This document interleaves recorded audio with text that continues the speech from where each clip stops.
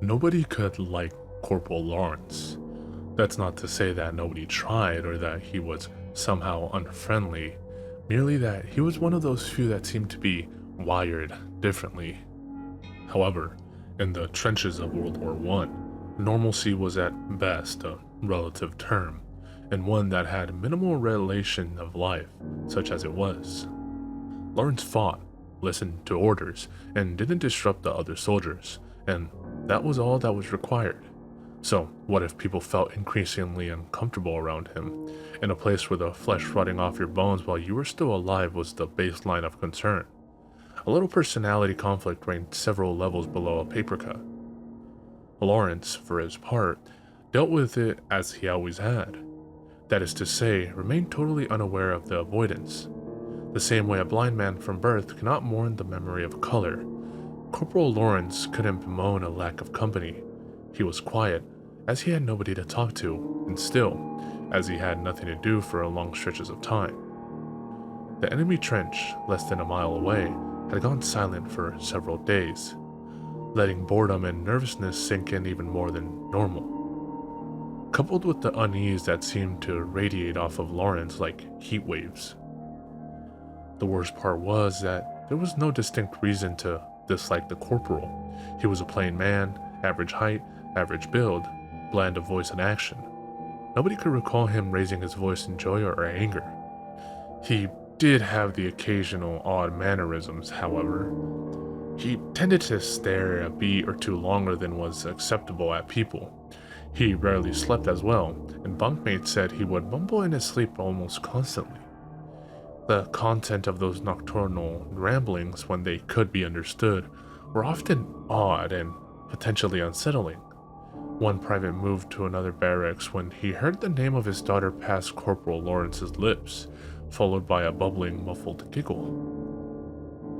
It was strongly theorized that he was sent over the trench by his commanders more out of a desire to have him away than for his minimal combat skill.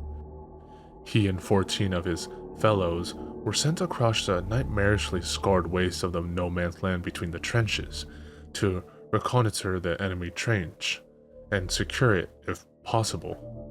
Many seemed to hope that Lawrence would have the opportunity to prove his devotion to his country by making the ultimate sacrifice for it. It was while he was gone, that 3-day gap as the men held their breath, waiting for a surprise volley of shells, that someone started asking questions. Whereas before, it was almost taboo to speak of Corporal Lawrence, since the departure of both him and his aura. Rumors seemed to descend with the passion of the denied. Nobody remembered him ever talking of home. No sweet-smelling letters came, no soggy dirt-streaked letters left. He mentioned his dreams often and griped sometimes with the men over missed foods or pleasures, but never with any real passion.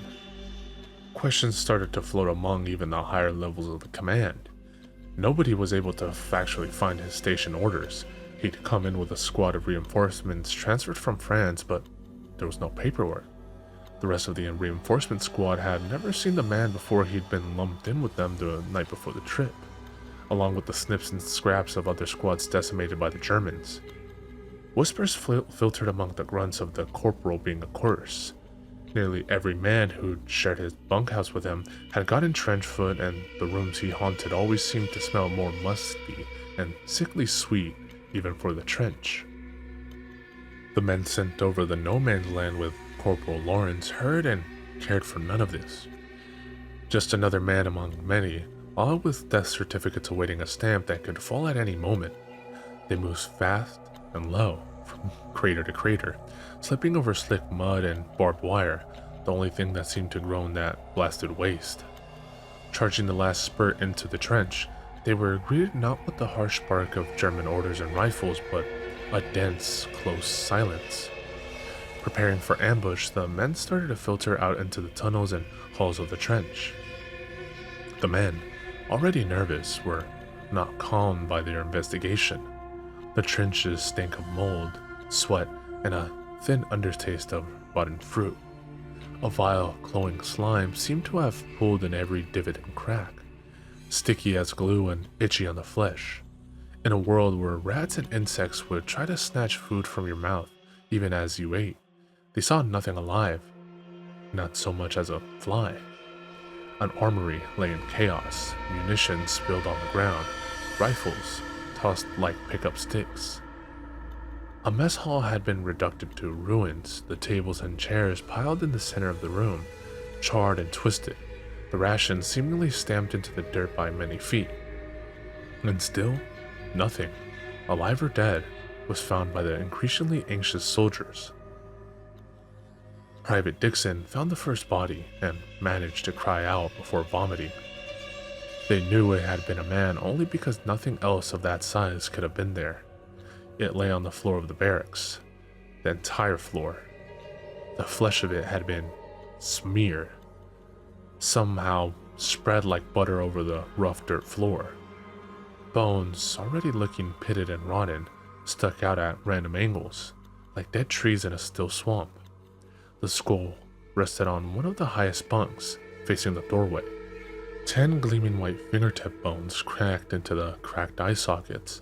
As one man went to examine it, he found the back of the skull had been crushed open, the rotting, sagging sponge of a tongue stuffed into the otherwise dry cavity. More remains were found, each seemingly more unsettling and strange than the last. A ring of hands and a sandbagged watch post, 10 of them, fingers interlaced like a basket, the wrist ragged and broken. 2 men in a tunnel, skin leathery and as thin as mummies. Eye sockets staring and empty, mouths locked and possibly wide, their clothes mere rags under an oily black scum. The latrine sent even the hardiest back gagging and shivering, overflowing with excrement and offal. Gobbets of meat bobbed and oozed in the foul sludge, the whole surface dotted with what looked like thousands of clean, slick eyeballs, nerves and tendons fanning out like goldfish tails. Corporal Lawrence was the first to find the hole, the other men loudly debating the better part of valor and their rapid withdrawal from the Nightmare Trench. It was small, in a section of fresh digging, the start of a new arm of trenches projecting closer to the enemy lines. No more than 4 feet across, it seemed to be the accidental uncovering of a natural chamber, the empty blackness of it defying investigation. Private Dixon, recovered and blessedly numb from his previous ordeals, saw the corporal prod the edge with his boot, then crouch to peer in, then suddenly slide in head first before the private could so much as utter a shout of a question. The private was a good soldier and rushed to the perceived distress of his fellow. When questioned later, he could provide little illumination as to what happened over the 2 minutes Corporal Lawrence spent in the hole. He could see nothing. The light of a torch seemingly gobbled up a few feet into that dense blackness. There were sounds, the rustle of movement over loose stone or rubble, an odd liquid shifting, a dry rustle that made him think of the insect husks he used to collect in the summer. As he shouted for aid, there was a sudden upwelling of a repulsive stench, like a reptile house gone sour and old, and his fellow soldiers found him retching helplessly beside the hole when they came around the turn.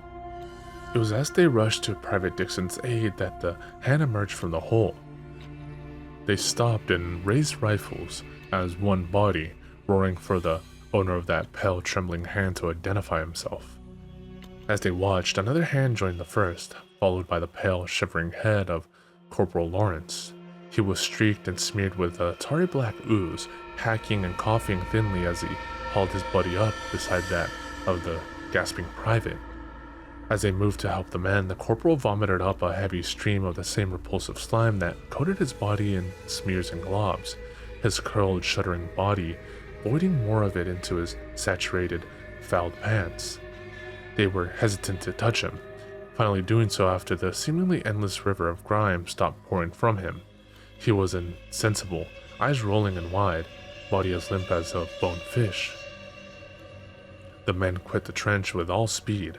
Half dragging the corporal, they ran, with no thought to cover or death, only escape. They crossed in record time, falling into their home trench like so much cordwood, gasping and shivering. One man, known to have bludgeoned a German to death with a brick, curled on the floor in a sobbing heap. The commanders moved quickly, isolating the men and trying to calm the most lucid for a report. What spilled out would have been immediately dismissed as lies and hallucination were it not for the earnest, pleading stares of those reporting. Command calmed them with explanations of battle fatigue and strange gas weapon tests, and shared silent, focused stares at the cowed men were ushered out. Corporal Lawrence had little to report of his time in the hole. He could, or would, say little. He stated that he had slipped and fallen into what may have been some long-blocked underground pool, or perhaps a buried latrine. Of the sounds and smells reported by the private, he had nothing to say, only that he struggled a short time, then managed to get back out just as the men arrived. Truly, he seemed none the worse for wear.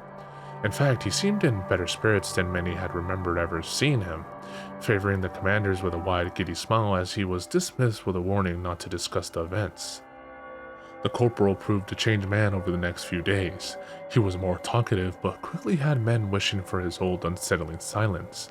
He rambled about the joys of closed spaces, of creation and destruction that seemed to spring up all around them, about human pleasures missed, the dimensions and ages of which made some men threaten Corporal Lawrence with a quiet and ignoble death, which only seemed to stretch the near constant smile on his face even wider. Private Dixon, one of the corporal's bunkmates, whispered to a friend that he had woken once to find the corporal standing over him in the night, his eyes as bright and flat as silver dollars. They found the private the next day snarled in the barbed wire, his intestines spread nearly 10 feet around him in every direction. Not one man from that trench survived the Great War, although a few died in battle. A wave of sickness took the trench a few days after Private Dixon's death. A strange wasting sickness, it seemed to eat the flesh like acid. Men waking to find previously healthy flesh eaten down to the bone, oozing and blackened. A sergeant was found in a latrine, beset by a living carpet of rats. They refused to quit the body even when shot, and attacked several men before the body was recovered. Relief finally came, the bulk of the men being sent to various hospitals, many wasting away before they ever reached a bed. Corporal Lawrence was remanded to a French mental ward, transferred after several complaints from the hospital proper where he was first sent. It seemed his behavior hinted at a growing mental imbalance, culminating with an attempted sexual assault of a nurse, which ended with the loss of 3 fingers from her right hand and the vision in her right eye. The corporal would rant quietly to the other patients, whispers about endless halls, pursuits in the dark, flesh laid out like the pages of a book. It was dismissed as so much war fatigue, even as his behavior grew less violent and more unsettling. He vanished several times from the ward, only to appear several hours later, as if nothing had happened. When pressed, he would begin to sing My Bonnie Lies Over the Sea in an endless monotone until the doctors left exasperated. Others on the ward clamored to be transferred from the whispering madman. A stale, musty foulness seemed to sit in the air wherever he stayed, and incidents of infection and the strange, consuming sickness that had beset his home trench seemed to follow him like a cloud. Numerous attempts were made to transfer the man, only to be met with bureaucratic confusion. No records were found of the man, no entry papers, commendations or incidents, not even a birth certificate. Through it all, he sat for hours on end, cross-legged on his bed, occasionally humming tunelessly or rambling off the names of his wardmates between short, bubbling giggles. Corporal Lawrence and 18 men vanished one November night, between a 5-minute nurse rotation at 3 in the morning. The room reeked of rust, oil, mold, and sweet rot. Thick black swaths of crumbling ooze coated the beds and several of the walls, wide patches of it smearing and eating into the floor. Of the men there was no sign, at first. As they searched, one nerve shifted a bed aside, only to shriek and nearly trip across one of the sunken, reeking depressions on the floor. In a tight, perfect spiral were what appeared to be hundreds of teeth, resting neatly on the floor. After counting, they accounted for the total of all the teeth of every living soul in that ward. But one. The corporal was never found, nor were the men. The incident was swallowed by the constant barrage of horrors from the front and forgotten with ease. Stories of a cursed trench wandered across the front lines, often squelched for being bad luck. Still they came. Stories of strange deaths, of disappearing men, found days later alive, but broken and twisted beyond comprehension. Stories of a savage, dark figure stalking the bomb-ridden towns of Europe. This may be the only known image of Corporal Lawrence ever recorded, taken several days after his return from the hole in the German trench.